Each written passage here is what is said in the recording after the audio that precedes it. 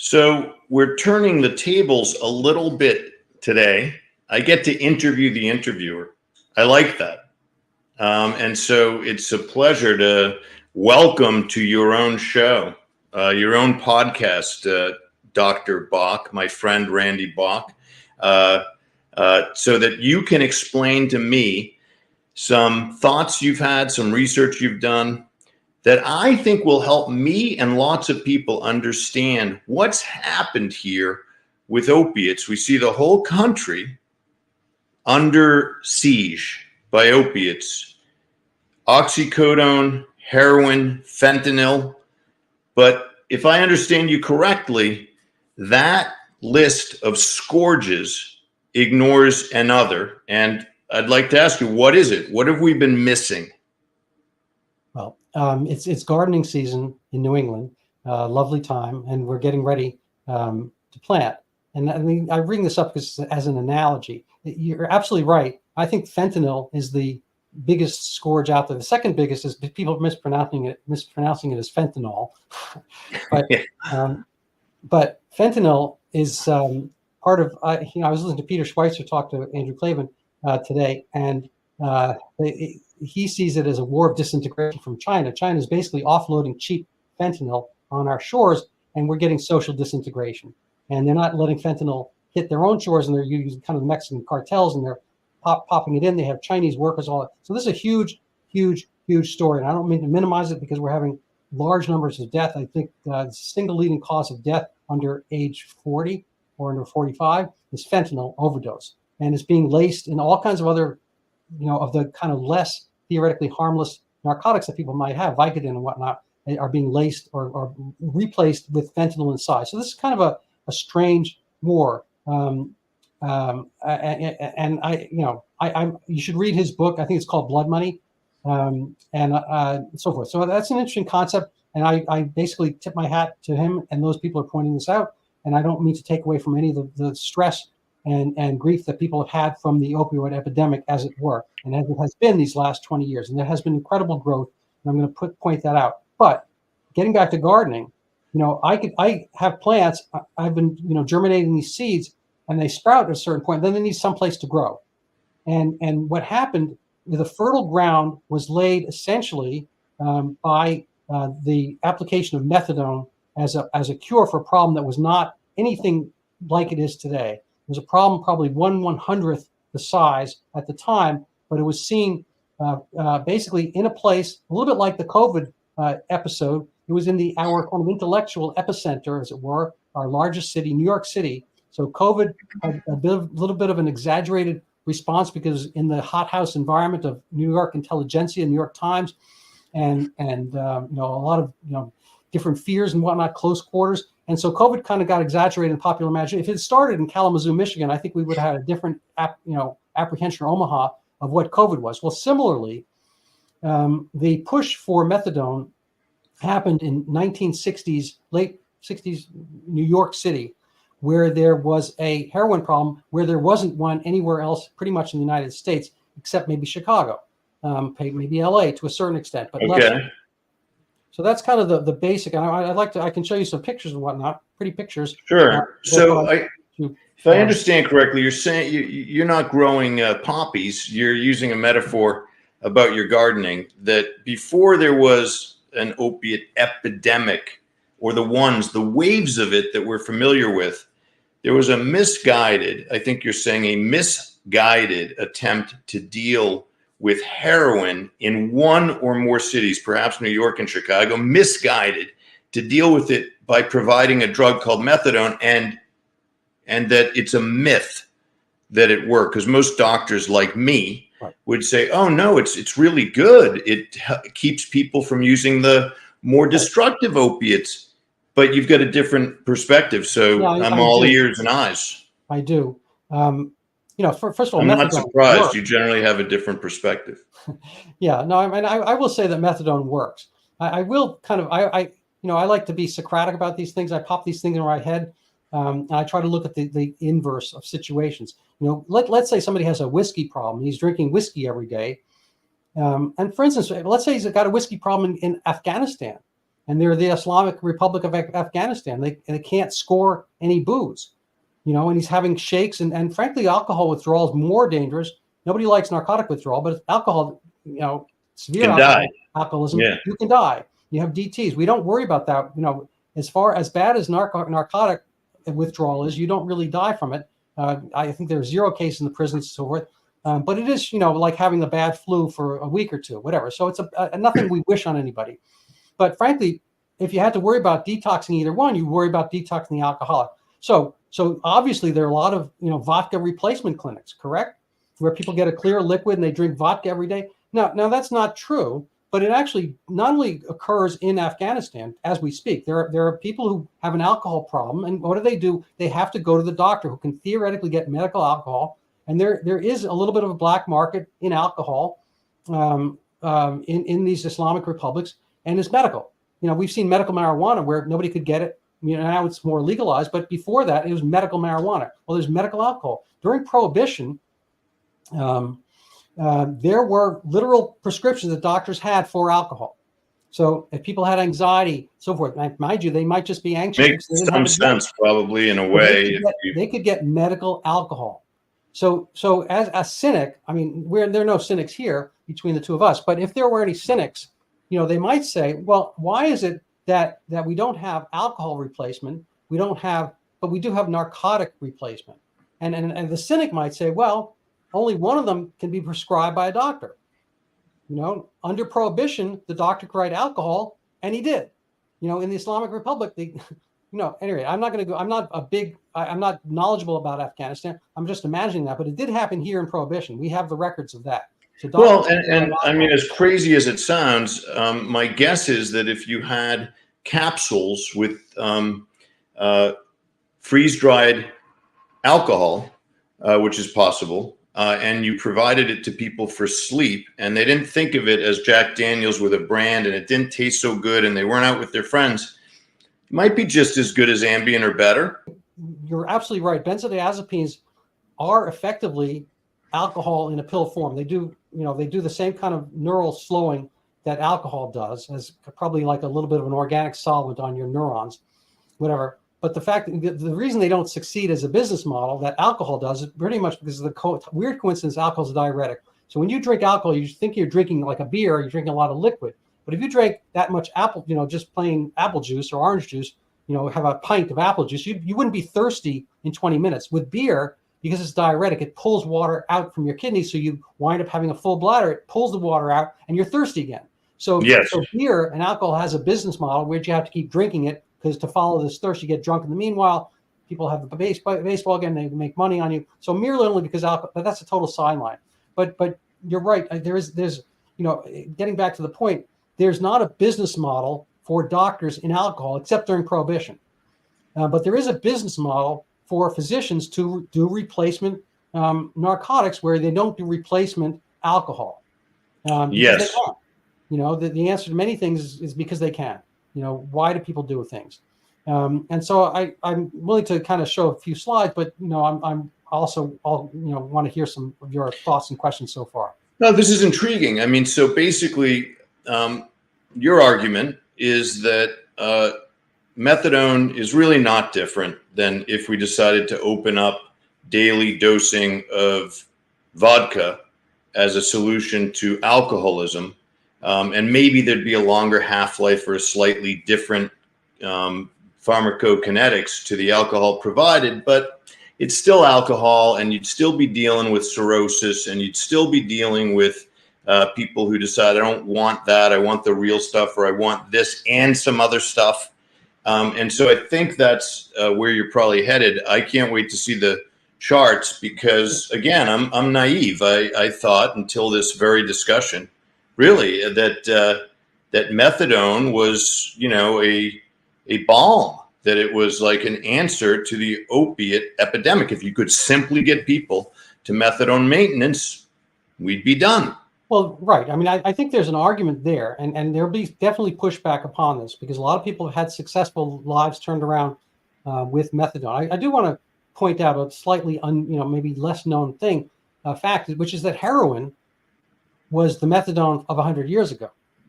Heroin was put out to treat the opium problem. People were Ah, smoking opium.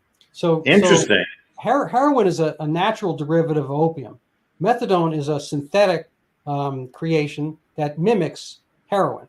So opium is, poppies and whatnot. You basically get natural opium, and it's just a weird coincidence. Again, gets me of coincidences that it works. I mean, plants tried all kinds of things to lure in, bees and whatnot. They have all kinds of gizmos. And one of the ways, I guess, they figured out to get animals to eat the stuff and spread their seed around is to make it interesting for the animals. So lo and behold, we have opioid receptors. We call them opioid receptors, but basically these pleasure receptors in our head. So if you have an orgasm or you win, your team wins the finals of the, NCAA, you have sparks of joy. And Yes. you get them in other ways. You see your dog when, as opposed to, come home alone, the dog's there, all of a sudden, like, you're happier. Well, there's little, little sparks of positive reinforcement in our head that help us do the right behaviors. You can short circuit that without getting too crude. People have the orgasm theoretically to reproduce and so forth, but they figured out a lot of different ways to get orgasms. And some of them are productive and some of them are less productive, whole nother topic. So people have figured out ways to get around that. And one of them is opium. At one point I had a video called Porno and the Prom. It wasn't a great seller, but the concept is that when, if you're a high schooler, there's two different ways you can get kind of that pleasure. You really have to work and work and work to get somebody you have to overcome your fear to ask that girl to go to the prom. And you may or may not get an orgasm at her. It might be a couple of years before you get an orgasm or whatever, maybe months, who knows? But there's also pornography where you're pretty much guaranteed the orgasm. Now, which is more productive? Each of them, respond to the opioid receptors in your head, being at the prom, the dance, she looks in your eyes, it's like, oh my God, you have the certain pleasures. But the immediate guaranteed pleasure is pornography. Now, that's not productive. So people who have been doing opium, they're pretty much looking to short circuit that kind of pleasure, to get the pleasure without doing the work. And the people who get into the opium cycle, again, heroin was developed to get people out from the opium addictions.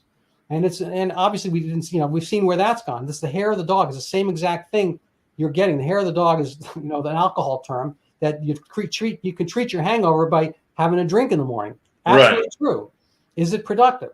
I don't know. So methadone is that. The concept of methadone was to get people not from their addiction, but to get people from other behaviors, and we can address that in a second. Okay, so let's address that.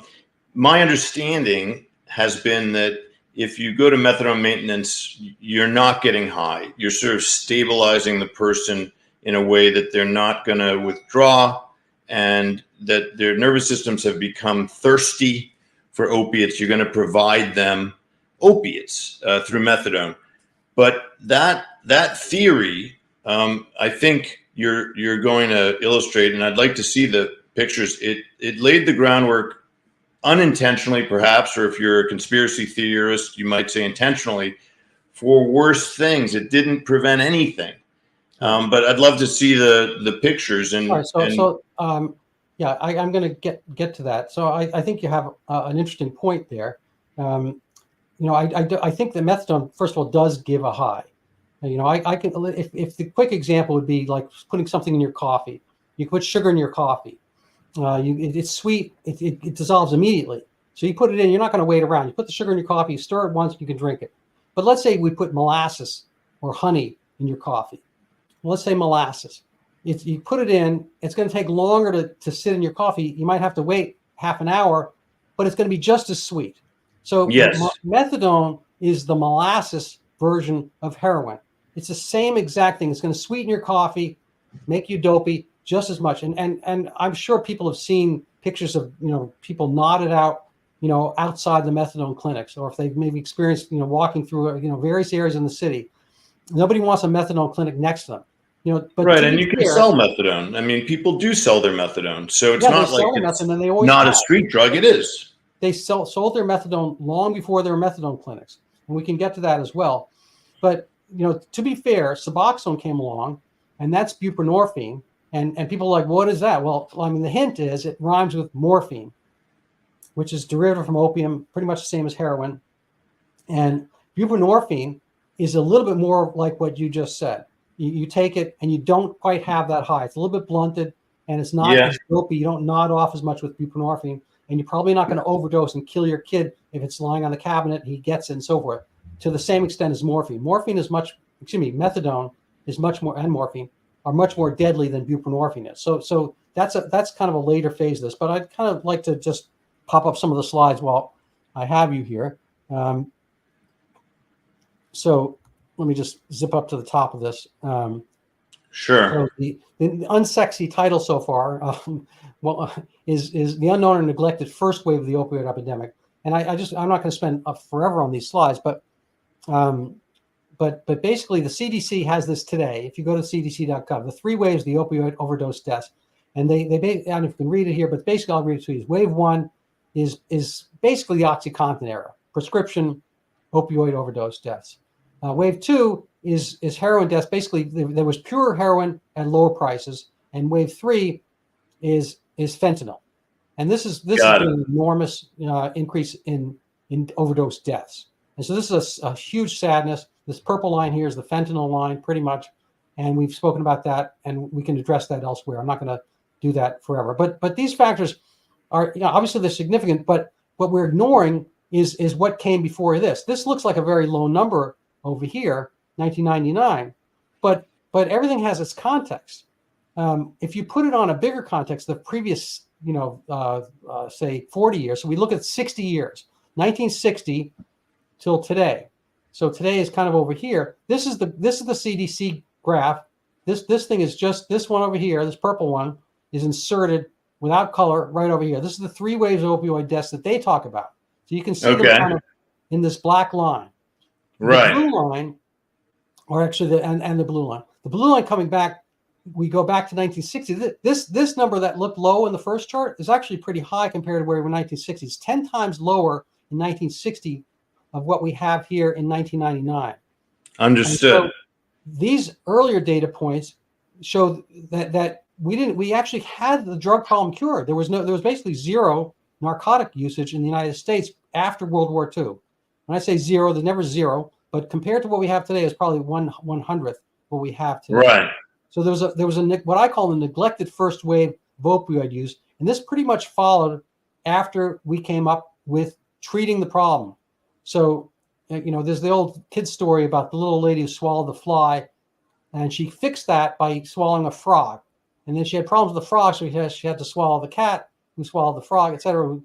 She might die. So I don't know if you know the song, but basically one thing after another she had to do to kind of get rid of the first problem, so forth. So New York City, like I said, is not the United States, and they were having a problem with heroin addicts, principally in Harlem and Bedford-Stuyvesant. At the time, the black communities, they weren't always black. I'm going from William White's interesting heroin addiction in the 1950s. He mentions here, I don't want to do the whole quote, but this increased heroin uses had been in these same neighborhoods before, but they hadn't been black neighborhoods. So it's not necessarily black, or it could just be poverty, whatever. But William Burroughs, a famous author, he wrote Naked Gun. He once observed addiction is a disease of exposure. Now, there's far more opiate addiction back in China in the day, in Iran, so forth, Afghanistan, than there is in, say, Norway at that time when he was talking about this. Got it. Anyway, so at the time, I'm going to come back, take this slide off, but basically heroin addiction at the time was far from a national problem. New York City's relatively small number, 17,000 individuals, nonetheless was half the nation's heroin addicts. That is to say, New York City was 4% of the nation's population and half of the nation's heroin addicts. So they were having kind of an observer bias issue. They were seeing something that's right in front of them. It's like the 7 blind men and the elephant. They were feeling the tusk of the elephant and thinking that's the entire elephant. It's not. Sure. And so they were feeling a sharp, pointy edge of the heroin problem. And really the reason they felt it is because of crime. So this is basically a slide. I think it's a little bit lower here. Well, I'll come back to this in a second. Maybe get the slide up better. But basically, they were not dealing with heroin so much as trying to deal with a crime problem, because New York City, again, different from Kalamazoo and different from other places. They're a kind of a linear city, a very high density and so forth. And the poor neighborhoods have quick access to the richer neighborhoods, and the people in richer neighborhoods were experiencing greater crime, and crime was growing in the 1960s, and they were experiencing a kind of a bleed, a run over into their neighborhoods, and they wanted methadone around so that people would not be stealing from them. And so this became an issue. So they basically came up with a cure that was worse than the disease. I'll come to this slide again later, but I'm just going to pop it up quickly so people get a context of what I'm talking about. So this is where we were. You are here after World War II. It's not a complete zero, but it's very close to zero opioids. There had been an opium problem around World War I and whatnot. It gradually got decreased. It was treated with abstinence, sobriety, and what I call opprobrium, which just means they had stricter drug laws. In the 1960s, progressivism came along and said, we got to fix this problem. The problem is this tiny thing over here, right above 1960, that little blue triangle. That's the problem they were fixing, not this, which got fixed by abstinence, sobriety, and opprobrium. Sure. They were fixing this problem because crime was bleeding over New York City, and they said, we're going to give methadone. And whether methadone caused this or not, we can't say. But methadone became a thing throughout the 60s and 70s, money, in the 1980s, and so forth. And the number of narcotic addicts grew with the expenditure for methadone, the greater methadone clinics, and became a problem where it was curing itself. We needed more methadone clinics because there were more methadone clinics because the first ones had brought around more people selling methadone and getting addicted to narcotics and buying heroin and so forth. It created its own problem. And we're going to get some other aspects of that in a second, like the marketplace of what heroin dealers, how they reacted to the onset of methadone. So I mean, an analogy would be if people were getting obese because of cupcakes and they were stealing them from the nice bakeries in Manhattan and coming from less nice neighborhoods where cupcakes are still expensive, you might say, listen, the way to not have them enter our homes and steal our cupcakes is we give out cupcakes or something that's a lot like them that's very desirable. And also it's a business because the government will pay you to give out cupcakes or methadone. And then you find, you know what? We're not getting anyone thin. We're not teaching anyone not to eat cupcakes. So, of course, the number of cupcake eaters is just increasing because you can sell cupcakes to other people. Cupcakes are nice. You want more of it. You might argue for more with the provider, just like methadone. You know what? I need more. Right. And why not give more? You're being paid per visit and the pharmacy's happy to fill more. Presumably, you know, everybody has empathy, but, you know, relatively happy. It's reflected in the numbers. You're selling more methadone. You're selling more visits. These places made a fortune, probably still do. And so I understand that we didn't grapple with the underlying triangle problem. When it was a little triangle that you pointed out, nobody said, you know what, we got a problem. We better get these people off opiates. How do we do that? But that's harder. More so. I mean, in another sense, the problem was, you know, lack of commerce in those neighborhoods. You know, it was a different racial world. People always want to talk about horrible racism is today. It's nothing like it was in the 1960s. There was a lot more friction. There was a lot more fear of the other. There was fewer interactions. You know, TV wasn't the big presence, and you know, there hadn't been kind of the quotas and affirmative action, all that kind of stuff. We didn't, you know, there was a lot more fear between races, and, you know, there was crime, so forth. I mean, obviously, in most cases, crime is amongst your own local population, but, you know, New York City had a fear of crime bleeding out and you know, kind of flipping over the edge of certain neighborhoods, and they were at risk. They don't arm themselves. It wasn't Laredo, Texas, or Fort Worth or whatever. They had a sensibility that they needed to be protected, and the way to protect them was to give them the cupcakes, as you mentioned. Give them the cupcakes, just like in Portland, you know, and in other states, Portland, Oregon, and other locales, they say, come on in and shoot up. We've got a safe place for you to shoot up. That's the solution to being slovenly and on the streets and, you know, urinating on our sidewalks. Come do it in a clean place, ruin your life here. Right. And we won't be bothered by that. It's a bother that we can see it's an interesting point. And the thing is, it's Michael Gerson, who wrote for the first Bush, had an expression which I've just loved. I've never get out of my head. It's called the soft bigotry of low expectations. So it's not full bigotry. You're not a full bigot. It's like, I don't hate, Polish people, or I don't hate, I don't know, people who put their garbage out. You think you love them, but basically you're thinking, well, the thing is, he's too stupid to do this. I will help him. That's the soft bigotry. Sure. It's basically what we think is like, oh, and we see this a lot with our programs of du jour. What we're seeing is like, oh, this group can't pass this test. Let's get rid of the test. Not that Absolutely. we're going to teach to the test. We're going to stop the test and then see how things go. But people don't really like that. People need a scaffolding. They need a kind of a framework to get out from where they are. And that kind of thing was not done in the 60s. I'm sure it was done to an extent. But for this drug problem, what was done was not necessarily held in high esteem by the local leaders in Harlem and Bedford-Stuyvesant. There were a lot of, at the time, they did not want methadone. They saw this. I'm just going to pull up a quote if I can find it. I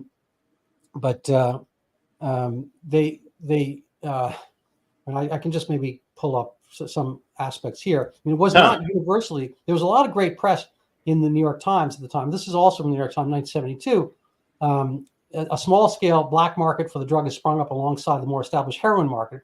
Some methadone patients sell all or part of their allotted doses so as to purchase heroin. So basically, you're giving them, free stuff, and they can go and take that and bring it somewhere else. I'm going to come to the great quote in a second, but I just want to show you the context, kind of the racial aspect of this, which was kind of captivating in a different way. It was a different United States back then, and things were not as well integrated. Even in New York City, which is technically integrated because there were blacks and whites living there, but the neighborhoods were different. And so in 1960, this is your heroin problem. Again, much lower number, probably a couple orders of magnitude lower than it had been later on in 2010s and whatnot. But at the time, the number of non-whites, which at the time was not really much of a Latino population, we're talking about blacks and versus whites. And so almost equal numbers of blacks and whites, but the whites were 8 times as numerous as the blacks in the United States as a whole. Right. And so you're talking about a force multiplier. The blacks in the United States were 7 times more likely to be doing heroin than a white.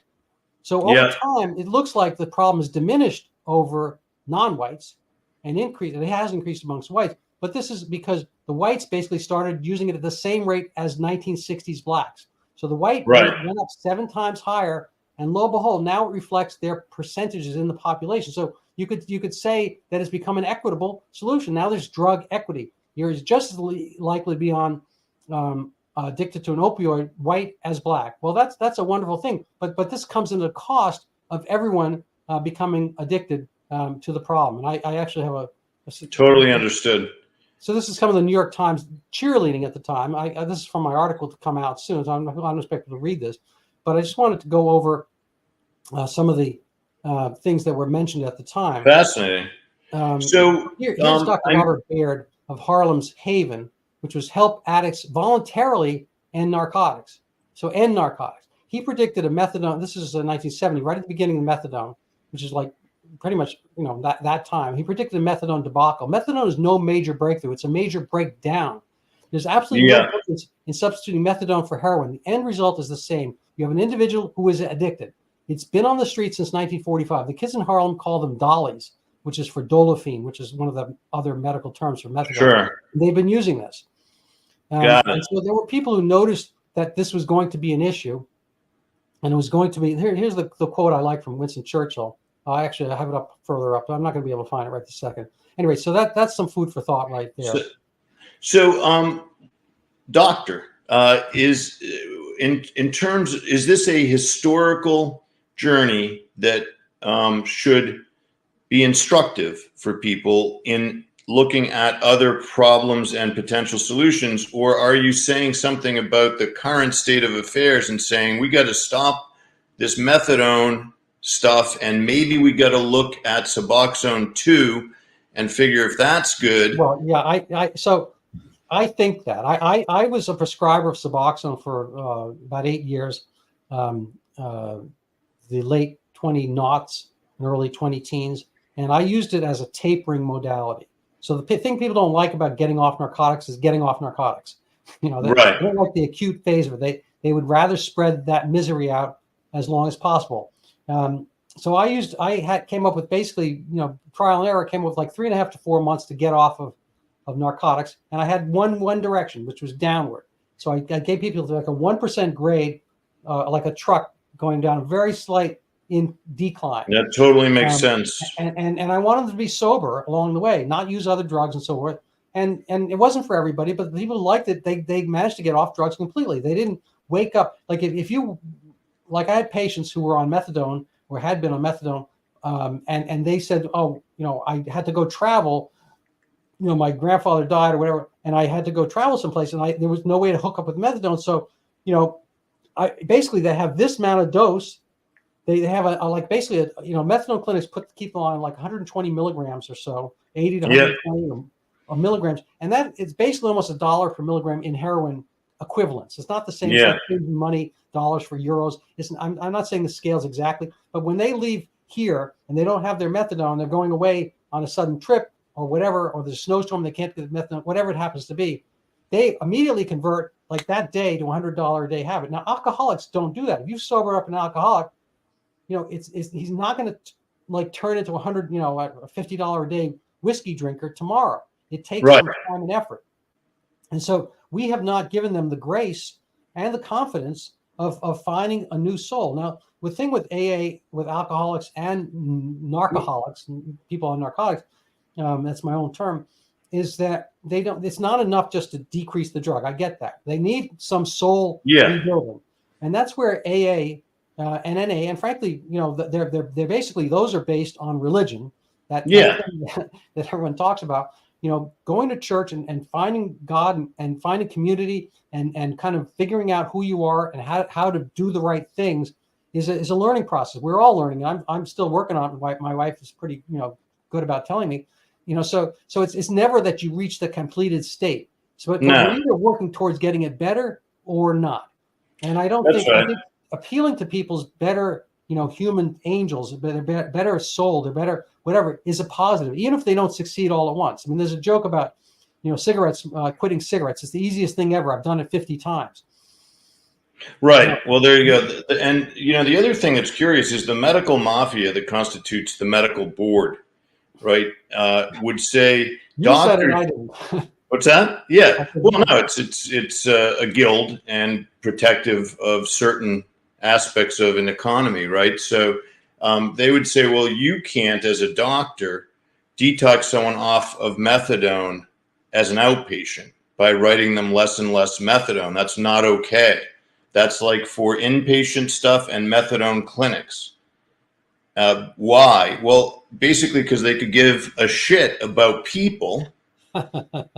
And they like controlling doctors. But what would I want my doctor to do for me? If I were on methadone and he loved me and wanted to heal me, I would want him to say, listen, I'll take over here. Going to give you, just like what Dr. Bock said, a little less methadone every day. Okay, I'll check in with you every day. We're going to do a little testing to make sure you're not also using heroin, by the way.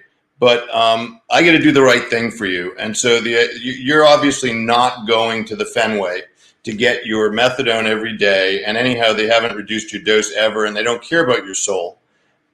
Let's take over from here. And then, what would they do to someone who did that? They'd pull that guy's license, right? Because they're like, why? Because you're healing people. Right. The Gestapo. Well, this is an interesting point. I actually have a case that's going through the courts, as it were. I was suspended in 2014. A narcotic addict did not get what he wanted. Mick Jagger wrote on this topic. I think he called it satisfaction. You can't always get what you want. You can try sometime. You just might find you get what you need. Well, he didn't. And instead, 4 months after he saw me, and he's like 10 years younger, 50, 80 pounds bigger and stronger. He said that, in some way I basically bullied him. But he didn't say anything. There were 6 or 7 other people in the clinic. He wrote a letter 4 months later. He had his own issues and strife and grief in his mind. He was a captured soul. And getting at me was, I guess, some way one of his.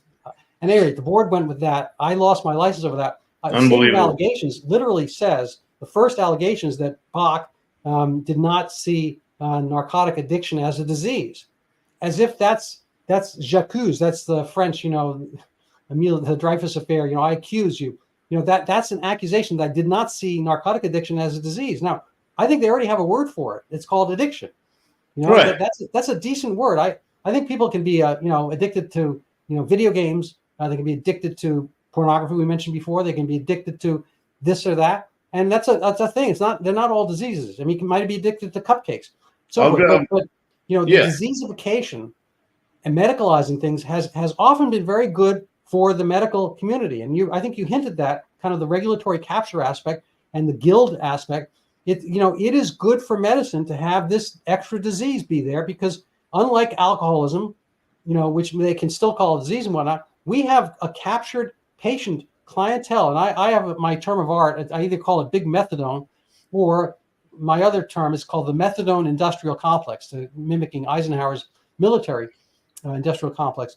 I think there is a certain amount of financial clout that methadone clinics have in promoting this message. It used to be not that long ago that if you were pregnant, I know you haven't been pregnant, but if one of us, that's not very progressive of you. How do you know that I didn't transition? And on methadone, the first thing they'd want to do is get you off that. They tape you off because you're going to have a baby, and it's so sad. If you've seen a methadone baby, but they mule, they cry and so forth. They don't bond well. And so loads and loads of women came to me to try to get off, because they knew I would help them try to get off methadone to sobriety, so they could have their baby be sober, not addicted when they were born. Because the baby, you're asking a baby at 6 pounds 2 ounces to do in a few days what you didn't do over a period of months or years. That's right. So you're asking the baby to go through that same withdrawal. That's a tough. I mean, the world is tough as it is.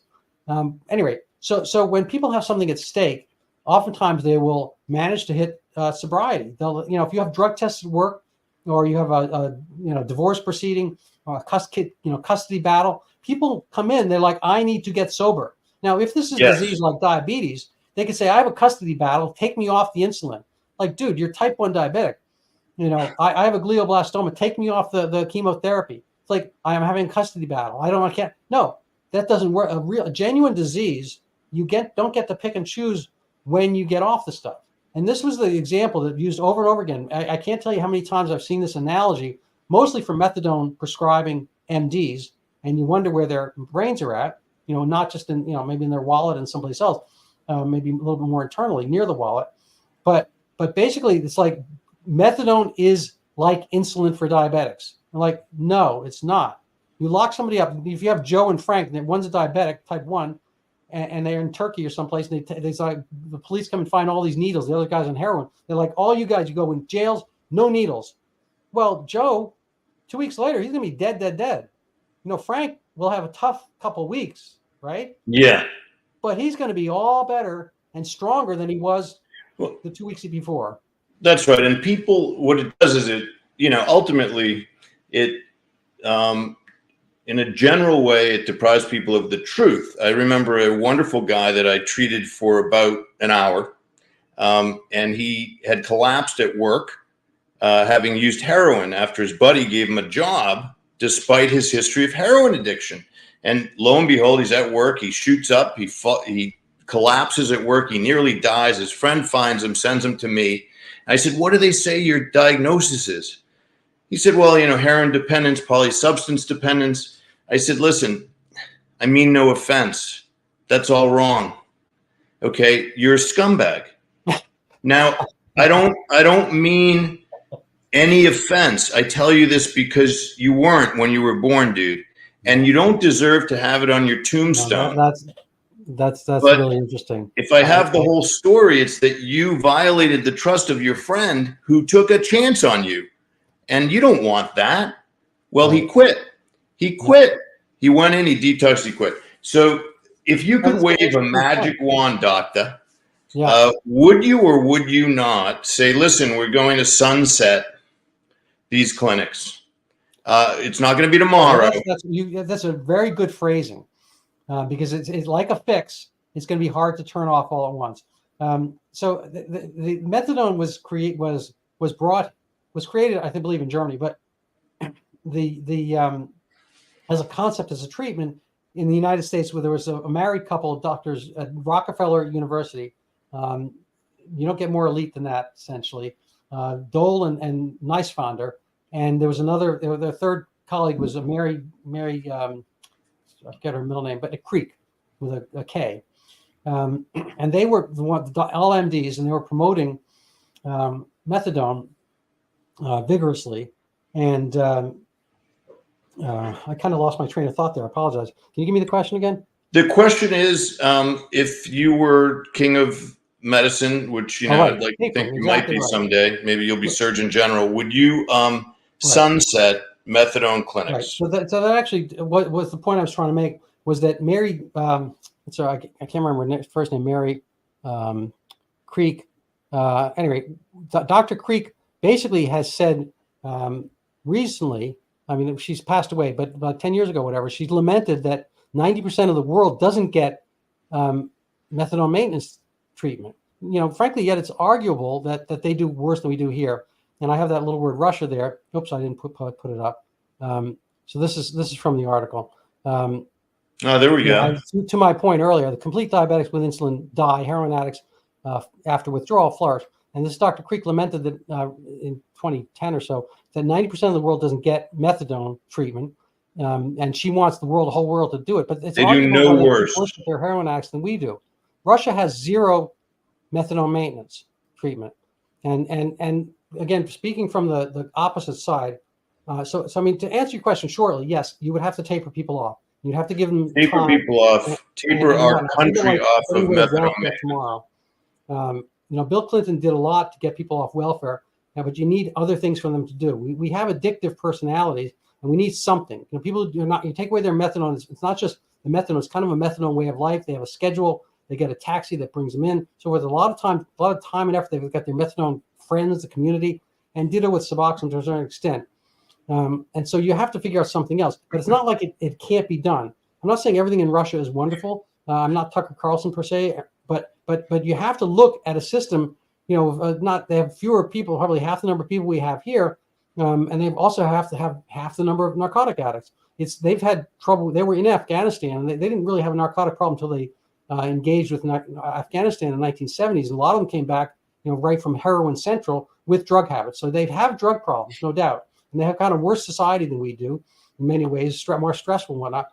But they don't use methadone. They don't think that people are sobered up with methadone, and they don't stop caring for them. They have basically the equivalent of NA there, and they have caring and they have therapy and all that kind of stuff. And I'm just going to get to this one quote from another kind of abstinence base. This is Dr. Mitchell, the late Mitchell Rosenthal, without a financial stake in methadone. But of course, he was a competitor, and he was at abstinence-based Phoenix House, which you might have heard of. So this is a nice quote. I like this. Methadone is a very useful drug for a limited number of people. So this is to the point. I'm not saying methadone should be gotten rid of, but it has been oversold for a wide number of people because many addicts abuse multiple drugs and have limited education and job skills. They're not going to be chemically fixed by giving them another drug. He said in 1997. Then 10 years later, he said, people who come into Phoenix House, and I like this quote. This really speaks to the point you're talking about, like the personality. People who come into Phoenix House are essentially strangers to themselves. We give them the support they need to share their destructive secrets, to shed their guilt, to purge their rage, and to unlock their potential. I'm going to read this again because I just love this quote. And it's not to say this is every single person, but this is all of us. We all have our aggressions. I play squash, and people I'm very, kind of aggressive. And when I work hard before the games, I want to win. I'm not going to beat everybody, but I do my best to, see. You have a reputation. People fear you. That is true. On the squash court. Are essentially strangers to themselves. We give them the support they need to share their destructive secrets, to shed their guilt, to purge their rage, and to unlock their potential. I think that's love. I think that is love. And the real thing that people are missing, and I saw this, we have more kind of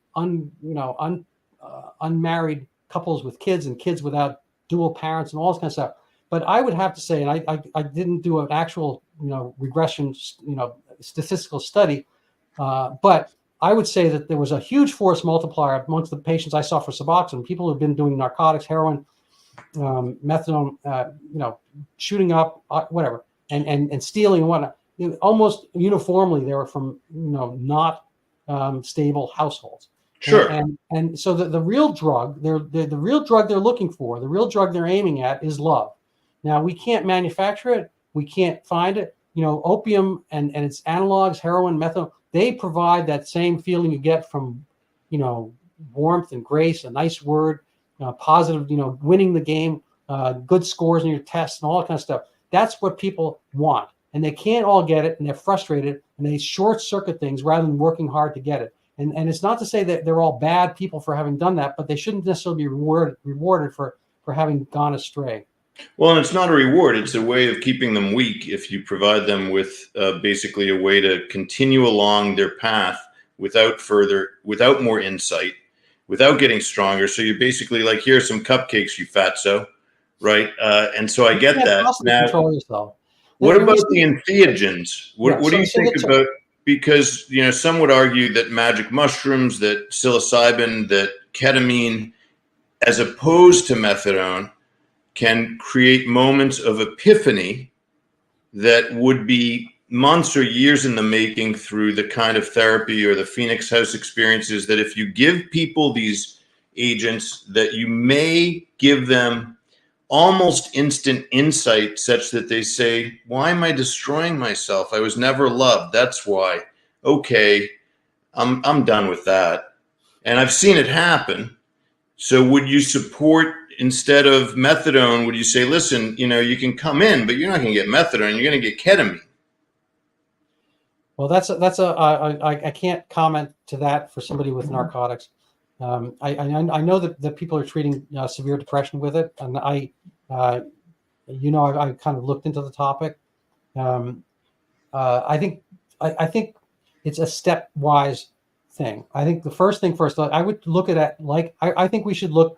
I'm just making up this word. I think we should look at narcoholics as alcoholics. There's different phases. Sure.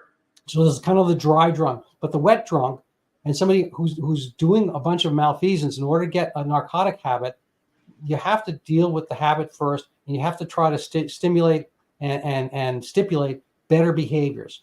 So sure, people in my practice, if they were caught bringing in drug, fake urine, this was not well tolerated. There were strict rules about what they could and couldn't do. I think people pretty much know the ropes of what is tolerable behavior. People have guilt. Frankly, dogs understand this. Lizards. I mean, seriously, it's a very, very basic part of the brain. Sharing, understanding, stealing. You come into a house and the dog has that look. It's like you start looking around. There's something going on in that house. He knows he didn't do his maximal dogness. He wasn't the dog he wants to be. Everybody has this. You can call it a soul. You can call it Godhead. Whatever. We all have this. We all know where we should be. And any given moment that you're not getting there, that can either be, addressed. People who grow up without love, it is a sad situation, but that does not consign them to a life without love. That's absolutely true. And self-love is accessible, but you need a guide, you need a yellow brick road, and you need a Wizard of Oz at the end of the road who reminds you, you were always enough. What are you doing here? I love the Wizard of Oz. Right? It's like I've used that so many times with talking narcotics. I think it's the best thing, because people these days may not know it, but looking for courage, looking for wisdom. What was the third one? Intelligence. Thank you. Well, a brain. Brains. Anyway, they all exhibited those things in their journey. And really, it's up to the doctor is a term that along the Greek, it means like orthodox and paradox. It means teaching, doctrine. It's the same word. Doctor is a teacher. And the doctor's, like the Wizard of Oz, is a teacher. He's not a wizard. The doctor is not a wizard either. We can't fix everything, but we can teach. We can point out the things they've done and try to put out the goals like a teacher. You don't come into first grade knowing calculus. The teacher's there to set you on the road where you can. You may not become an expert in calculus. You may not become an expert in any of those things, but it's up to the teacher to find and guide you to the most productive way of living. It may be that you are going to be an electrician. You're going to be this, that, but there's a place and a role for people, and kind of shelving them. And I use this term very loosely, but kind of treating them zoologically, as if they are there in a cage, not living the full life, but you're going to keep them there because they're safe. This is the essence of harm reduction. You're keeping people in a cage, kind of a gilded cage of methadone, whatnot, money, Section 8 housing, food stamps, all this kind of stuff. You're going to give them everything to look like a life. But you know what? People are just never, ever happy with that. You cannot fool people. It's like when you fake losing, like you have a 5-year-old and you fake losing your game of chess. That might happen once. My kids suss that stuff out. You cannot fake your loss. They don't respect you for losing to them. It's like, Dad, I know you can, hit the ball hard. And I know, it's like, give me the, they want that because that's how ultimately they learn, they grow. And so to be a doctor and not be teaching means you are not, at least you're not etymologically a doctor. Well, this is the the essence of the bad mother who says to her child who's anxious, you never have to leave the house. Live in the basement. I'll take care of you. The world is hostile. You don't need to go out there and have panic attacks. And somebody who loves that kid for real, instead of trying to destroy the child for whatever reason, psychodynamically, it's not the mother's fault. She's messed up too. But nonetheless, would say, listen, it's a question of how much pain you can bear. You're going to become powerful if you go outside the house. But am I going to tell you that it's not going to hurt at all? No, I'm not going to lie to you. It's going to hurt. Now, the question is, do you want to get strong? If you went to the gym and someone said, well, here's the thing. If you ever feel any pain in your chest after you lift, never do it again. Be like, well, you're not going to get strong, dude. So it's, I understand what you're saying. I wouldn't have known it an hour ago. But I'd have to agree with you. If we were two people responsible for whether to sunset the methadone clinics, I'd say, let's do it, knowing that it's more work now. It's going to be more work to do the right thing. But isn't that always the case? Yeah. Well said. You look younger. Did I mention that to you? In any case, hey, it's been a pleasure. I really appreciate, being able to play interviewer to the interviewer. Yeah, and you make great points, fabulous points. And it's a misguided policy. And maybe people can do better if they see the folly of their ways. Well, thank you so much, Keith. I'll look forward to talking to you soon and have you back on where I get to do the questions.